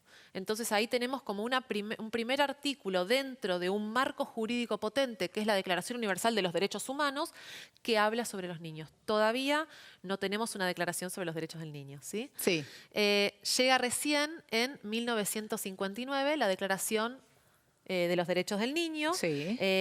A partir del 46, ¿te acordás que la vez pasada vimos que se creaba la ONU? Sí. Quienes empiezan a legislar estas cuestiones es la Asamblea General de las Naciones Unidas, es la organización internacional más importante. Entonces va a ser siempre esa asamblea la que vaya convirtiendo estas cuestiones en ley o en un marco jurídico, ¿sí? Entonces dijimos, en 1959 aparece una Declaración de los Derechos del Niño y sí ahí aparecen derechos como el juego, la educación, la salud, asociados a la infancia y diferenciados de los adultos, todavía entendiendo al niño, a la niña y a los adolescentes como seres, digamos, inferiores, ¿sí?, que tienen que ser protegidos por sus papás, ¿no? Todavía como una mirada muy verticalista, el padre pudiendo ejercer sobre sus hijos o tomar decisiones sin que el niño pueda hablar, porque se entiende que ese niño, o se entendía en ese momento que ese niño no tenía la posibilidad de opinar por ser niño. Esto va cambiando, lo vamos a ver después con el marco de derechos actuales. Bien. Y la última, la Convención sobre los Derechos del Niño, que vos mencionaste antes, Sí. y que vimos el material. El material en 1989, fíjate qué cerca, ¿no? Sí. Qué nuevo que es el marco jurídico que nos acompaña hoy en relación a los derechos del niño, las niñas y los adolescentes, que en nuestro país se convierte en 1990 en ley. ¿Sí? Nosotros nos convertimos en estados firmantes bastante rápido, ¿sí? Y en ese sentido, esta convención agrega otros derechos, pero también empieza a ver al niño desde otro lugar, ¿no? Agrega cuestiones vinculadas a su autonomía, a su posibilidad de decidir, ¿sí? Vamos a ir de a poco, pero empieza a cambiar como el paradigma sobre la mirada de los niños, las niñas y los adolescentes. Esta idea de que todo lo tenían que decidir sus padres porque el niño no podía decir nada, empieza a cambiar. Esta idea del paradigma tutelar, donde había una mirada muy verticalista que yo mencionaba recién y el niño no podía opinar, se modifica por este marco vinculado al marco de derechos sobre los niños, las niñas y los adolescentes. Excelente. Vos querés ver la parte en la que vos podés opinar, ¿no? Vas a tener que esperar un ratito porque ahora vamos a hacer un recreo y enseguida te sigue contando todos tus derechos la profe Juli. Recreo, derecho al recreo también. Ya venimos.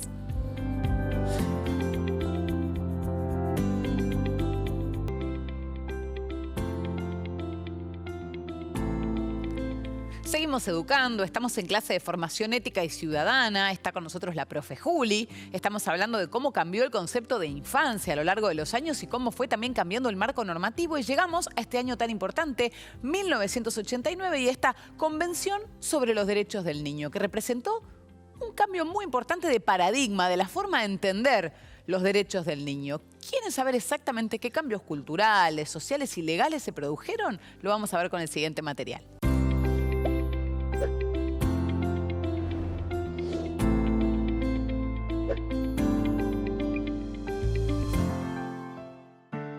la Convención sobre los Derechos del Niño. Esta convención, sancionada en 1989, establece, como su nombre lo indica, una serie de derechos para las chicas y los chicos. En primer lugar, considera a niños, niñas y jóvenes como sujetos de derecho y ya no como objetos de protección o tutela. La expresión sujeto de derecho transmite la idea de que los chicos tienen la posibilidad de opinar, agruparse, participar y elegir, es decir, pueden ejercer derechos en nombre propio. En segundo lugar, la Convención establece la universalidad de los derechos. Todos los niños, las niñas y los jóvenes hasta 18 años son portadores de los mismos derechos. Más allá de las diferencias de etnia, sexo, lengua, religión, situación económica, impedimentos físicos o cualquier otra condición suya o de su familia.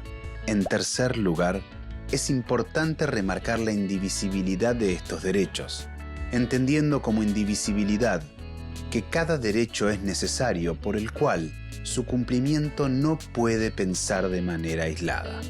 El Estado debe disponer de recursos y movilizar a la sociedad para atender las necesidades de cada niño y cada niña.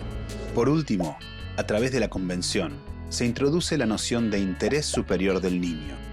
Esta expresión habla de la relevancia que tiene la protección de las necesidades de los chicos y chicas en las decisiones que toman los adultos. En resumen, la Convención sobre los Derechos del Niño reconoce a niños, niñas y jóvenes como sujetos de derechos. Por consiguiente, los considera titulares de derechos y, de acuerdo con sus capacidades, pueden ejercerlos autónomamente.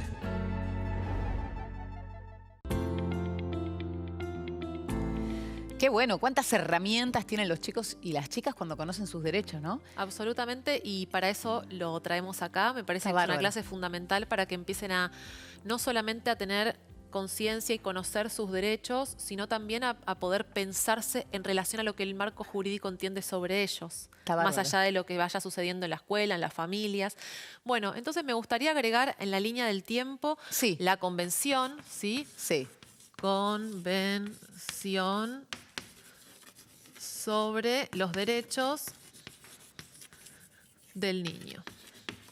¿Y qué ejemplo tenemos de la vida cotidiana de cómo cambia esta autonomía que tienen los niños? Buenísimo. Esta convención trae, como decía recién el material que vimos, trae una cuestión muy interesante que es el interés superior del niño. ¿Qué significa el interés superior del niño? Es que bajo cualquier circunstancia tenemos que prestar atención en cuál es la opinión, las sensaciones, lo que le está pasando a ese niño. Pongo el ejemplo que vos me pedís. Una familia se separa. Padre y madre se separan. El niño tiene que elegir dónde va a vivir o de qué manera, digamos, la familia tiene que elegir la disposición familiar, van a decidir cómo se va a organizar nuevamente la familia con esta modificación. Antes decidían los padres, el niño debía ser moldeado por los padres y por lo tanto el niño no tenía ahí voz ni voto. Y ahora la ley le da la posibilidad al niño de opinar, de decir que quiere, de poder manifestarse. Y siempre este interés superior del niño, lo voy a anotar acá, me parece muy importante. El interés superior, ya no me entra nada. Te voy a sacar permiso. Gracias. Transportador. El interés superior del niño nos plantea una base para todos los marcos jurídicos. En cualquier ley que se construya alrededor de las infancias, tenemos que pensar en que el interés nuestro es de que el niño tenga una vida, un bienestar y una vida feliz. Claro, el primer interés tiene que ser el del niño. Después venimos los adultos. Exactamente. O sea que ya no es una tabula rasa, una hoja en blanco que yo como madre o padre la tengo que escribir. Absolutamente. Eso le da a los jóvenes, a los niños. Cuando hablo de niños acá es porque la convención habla de niños, pero estamos hablando de los niños, las niñas y los jóvenes, ¿sí? En este contexto, si el niño y la niña y los jóvenes tienen una palabra, tienen una opinión, pues entonces hay que escucharlos y entonces van construyendo sus opiniones, tienen autonomía, pueden decidir, ¿sí? Obviamente tomar decisiones que tengan que ver con su desarrollo, ¿sí? A lo largo de su vida y con su bienestar. Jamás decisiones que los lastimen. ¿no? Entonces ellos van tomando decisiones y los padres van acompañando su propio interés. Es como que se les tiene más confianza, ¿no? A partir de esta nueva perspectiva. Exactamente. Más confianza y el rol del adulto pasa a ser otro. El adulto acompaña los deseos, acompaña las necesidades del niño. ¿Sí? Ya no es verticalista, empieza a ser un poco más horizontal ese vínculo. Si bien el adulto es fundamental, porque es quien tiene que estar protegiendo que ese niño, esa niña, ese adolescente tenga una vida digna, buena, que tenga bienestar, que pueda vivir con sus derechos, ¿no? Bueno, entonces ya la protección no tiene que ver con el moldear, con armar a ese niño a imagen y semejanza del adulto, sino con la idea en la actualidad de escuchar sus necesidades y sus particularidades, ¿no? Y por eso esta clase fundamental para darles información a los jóvenes, ¿sí? Porque teniendo información van construyendo más autonomía. ¿Y qué es autonomía? Y la autonomía tiene que ver con la posibilidad, es una condición de libertad, ¿no? La autonomía te da libertad, pero también te da responsabilidades, ¿no? Ser autónomo te permite tomar decisiones, pero decisiones que tienen que ver con ciertas responsabilidades, ¿no?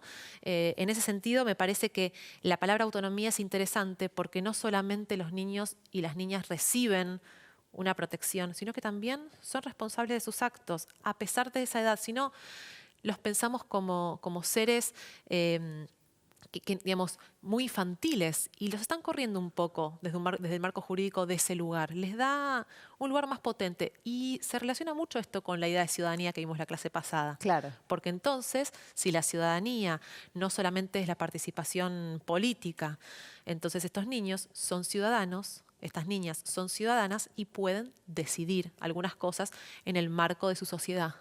Y su opinión vale, ¿no? Para tomar decisiones sobre ellos y ellas. Perfecto. Y nos dijiste que entonces hasta el 89 llegamos en cuanto a las reglamentaciones internacionales, que en Argentina es ley desde 1990. ¿Y qué pasa con nuestras leyes, las leyes específicas de nuestro país? Bueno, en nuestro país yo voy a mencionar algunas leyes. Hay un montón de leyes que tocan la temática, un marco regulatorio que toca la temática de los niños y los jóvenes. Sí. Las niñas también. Pero vamos a tocar algunas, ¿sí? Sí. Yo traje 3 y voy a mencionar otras 2. Traje 5. ¿sí? Dale. 5 legislaciones que se relacionan con los niños, las niñas y los adolescentes. En primer lugar, hay una ley que se sanciona en el 2006, la ley 26.061, que es la Ley Nacional de Protección Integral de los Derechos de las Niñas, Niños y Adolescentes. Sí. Ya desde el nombre nos da un poco de respiro y aparecen las niñas y los adolescentes. Porque a veces parece que niñas está incluido en niños, pero tantas veces en la historia la educación, el bienestar, los beneficios han sido solo para los niños varones, que no está mal incluir también a las niñas y expresamente decir que las niñas también tienen derecho a la educación, tienen derecho al esparcimiento, tienen derecho al ocio, derecho a tomar decisiones. No está de más. No está de más. Porque las palabras, el lenguaje nos va construyendo. Entonces, en ese sentido, es fundamental. Y otra cosa es que esta ley elabora un gran marco jurídico en relación a los adolescentes que antes estaban incluidos en la niñez. Claro. ¿No? Como entonces, si tuvieran 4 años en vez de 15. Como si tuvieran 4 o como si tuvieran 30. Claro. ¿no? O al adulto o al adolescente se lo entendía como un adulto y por lo tanto hacía un montón de cosas que no eran propias de su edad, o como un niño que tampoco es propio de su edad, ¿no? Entonces acá le da un lugar importante a este contexto de la edad de la juventud. ¿Leemos el artículo 3 que trajiste? Dale, buenísimo. Bien. Artículo 3. A los efectos de la presente ley se entiende por interés superior de la niña, niño y adolescente la máxima satisfacción integral y simultánea de los derechos y garantías reconocidos en esta ley. Buenísimo. Esto que hablábamos del interés superior del niño, que nace en la Convención sobre los Derechos del Niño en 1989, en nuestro país en el 2006 se convierte en ley. Digamos que ya la Convención está firmada por nuestro país, ¿no? Somos estados firmantes en el 90, dijimos, pero además Argentina crea su propia ley nacional sobre los niños, niñas y adolescentes. Siempre estuvimos trabajando sobre esto, cumpliendo con la convención. Si vos firmás una convención como Estado, no podés contradecirla. No la podés contradecir, la podés profundizar, podés agregar cosas. Exactamente, lo mismo, no podemos contradecir nuestra ley suprema, que ¿cuál era? La Constitución Exactamente, lo vimos la vez pasada. Bien, después también en el 2006, alrededor de esta ley de protección, también se sanciona la Ley de Educación Sexual Integral, ¿sí? Que es la ley 26.150.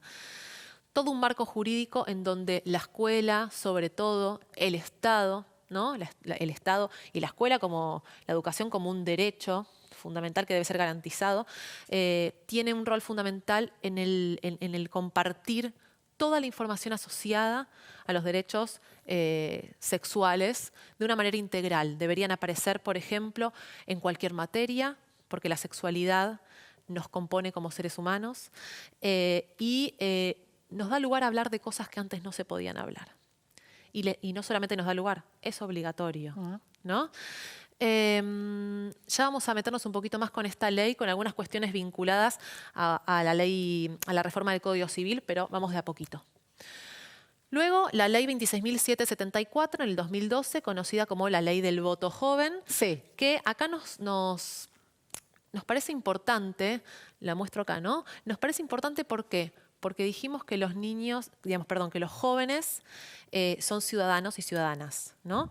Pero que no ejercen la ciudadanía política. Hasta el 2012, que aunque no sea obligatorio, los jóvenes de 16 años en adelante pueden ejercer la ciudadanía política. Si quieren, tienen esa opción. Bien, ¿por qué es posible que esto esté avalado por un Estado? ¿Por qué es posible que un joven pueda votar y antes era impensado? Porque hay todo un marco jurídico detrás que le da esta autonomía de la que hablábamos antes. Esta autonomía, esta información, este lugar importante en la sociedad y la construcción de nuestra sociedad. El joven, ustedes, los chicos, las chicas, son importantes para construir nuestra sociedad. Son el futuro, como nos dicen siempre, pero sobre todo son el presente.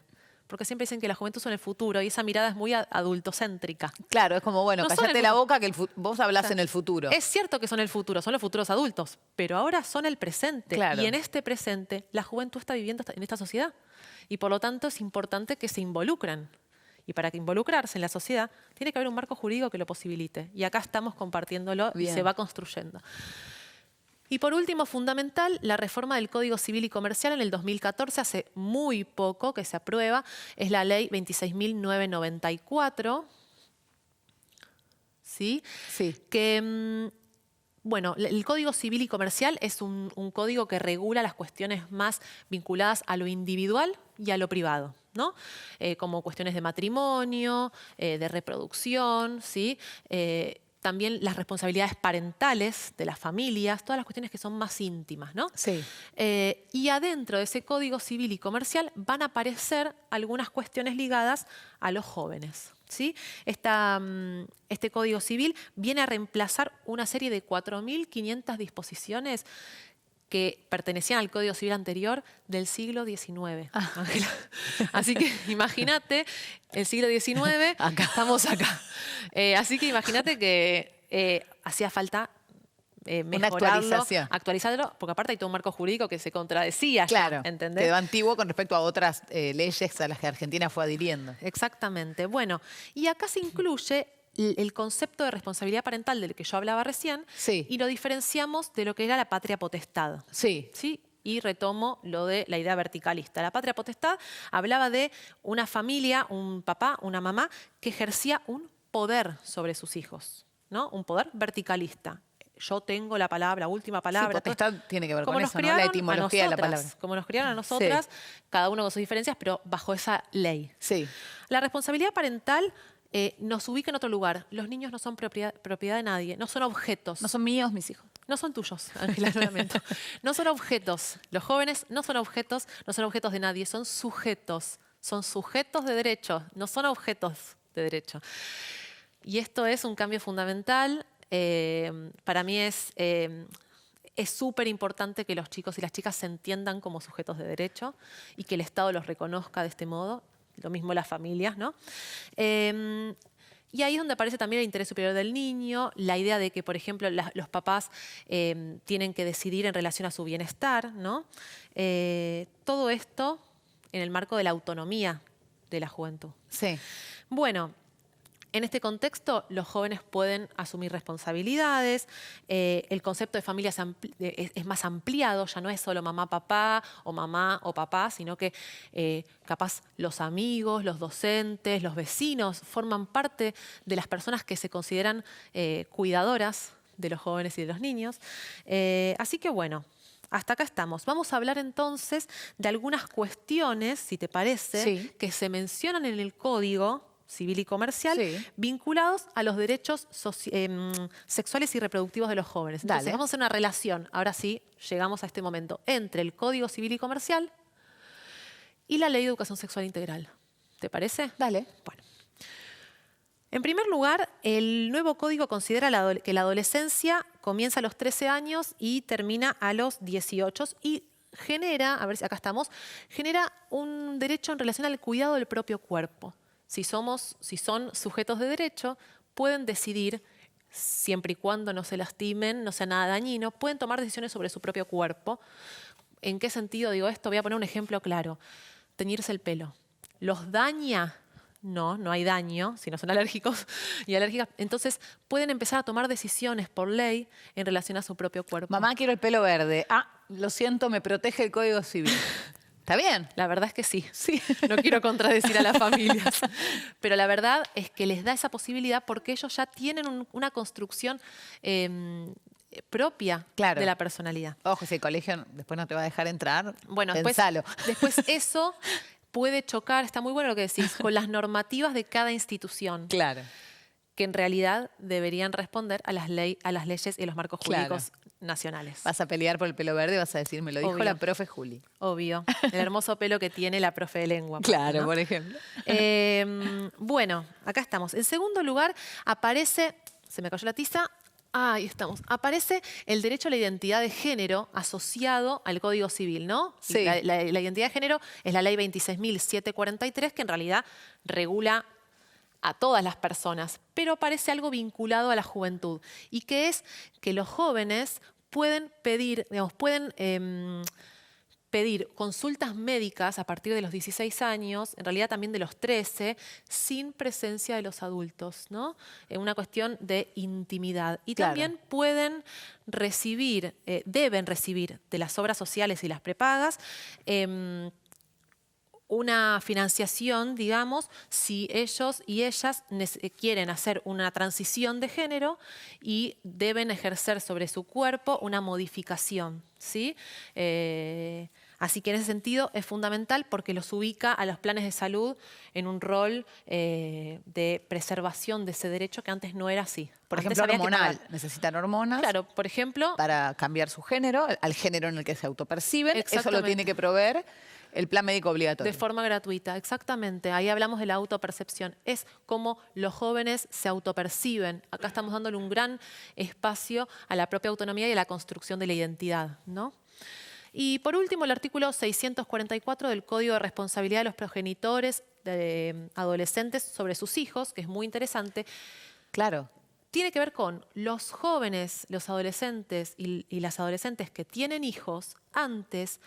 Por ejemplo, no podían retirarse del hospital sin la firma de sus papás, aunque ellos ya se habían convertido en padres y madres. Bueno, ahora se convierten en responsables de sus hijos y además pueden tomar decisiones sobre sus hijos. Son los padres y las madres, ¿no? Y no se necesita, sí, la protección de un adulto, eso está muy bien, no estamos corriendo al adulto, el marco jurídico no corre al adulto de la responsabilidad de la protección, pero le da un rol fundamental y de sujetos de decisión y de derechos a los jóvenes. Claro. Y ahí los jóvenes, si tienen hijos, pueden tomar decisiones sobre sus hijos. Son los padres, ¿sí? Y pueden irse del hospital cuando el médico lo diga sin la necesidad de que el padre firme el alta.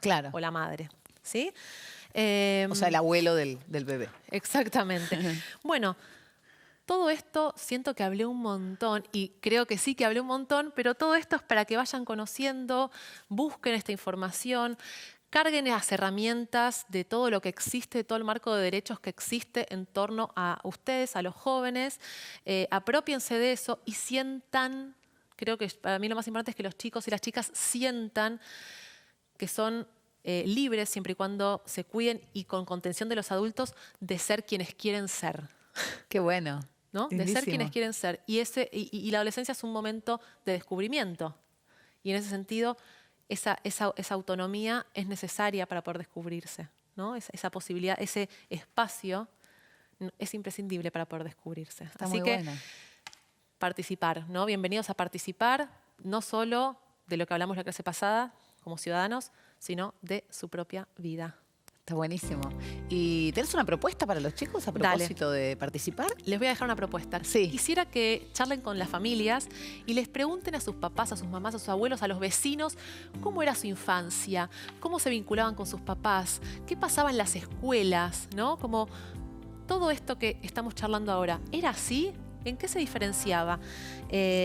Así que si quieren, pueden buscar, por ejemplo, fotos de los adultos que muestren estas ideas, ¿no? De cómo era la escuela, de cómo eran sus familias y buscar las diferencias con la propia vida. Está buenísimo. Y si quieren nos lo pueden mandar, ¿eh? Acuérdense que nuestras redes sociales, se las volvemos a dar, son en Instagram, @seguimoseducando y en Twitter, @seguimoseduc. Todo lo que nos quieras contar, mandar las fotos, las ideas, lo que escribas, las charlas, todo lo recibimos felices. Bueno, gracias, Juli, por esta clase. Gracias a vos. Muy linda. Hermosa, sí, me encantó. Como siempre. Bueno, choque ese codo. Hasta la próxima. Gracias, Ángela. Bueno, nos vamos a hacer un recreo y atención, porque en un ratito seguimos. Ustedes no se vayan, ¿eh? Seguimos educando en un ratito nada más. Recreo.